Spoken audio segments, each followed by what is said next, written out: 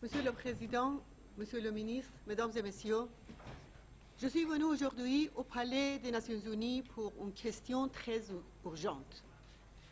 Durant le massacre du 1er septembre à Ashraf, les forces irakiennes ont massacré 52 personnes et ont pris en otage 7 personnes, dont 6 femmes. Ces otages vont être renvoyés de force en Iran et livrés à la dictature religieuse. Et ils seront condamnés à la torture et la mort.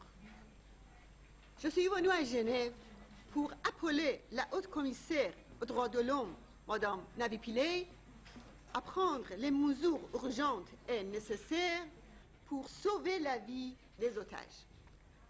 Le premier pas, c'est de lancer immédiatement un appel à leur libération. Garder le silence, c'est aggraver la menace sur leur vie. Nous n'avons plus de temps. Selon les dernières informations fiables et confirmées par plusieurs sources, ils sont dans une prison près de l'aéroport de Bagdad. Ils sont aux mains d'une force dépendant du Premier ministre irakien, Nouri Maliki. Ces informations sont confirmées et vérifiées avec plusieurs sources et certains ont aperçu directement les otages. Le gouvernement de Nouri Maliki dit ignorer leur situation pour préparer leur envoi forcé en Iran. Le régime des mollahs cherche par tous les moyens à garder les otages. Les mollahs vérifient avec Maliki les scénarios pour livrer les otages à Téhéran. Ces otages ont le statut de personnes protégées par la 4e Convention de Genève et ils sont demandeurs d'asile.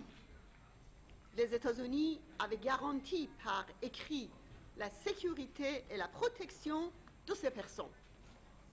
L'ONU et Mme Pillay ont une responsabilité dans la protection de ces personnes.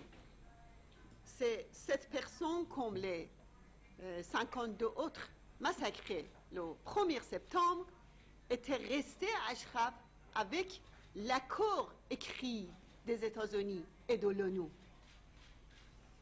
Je suis venu mettre en garde.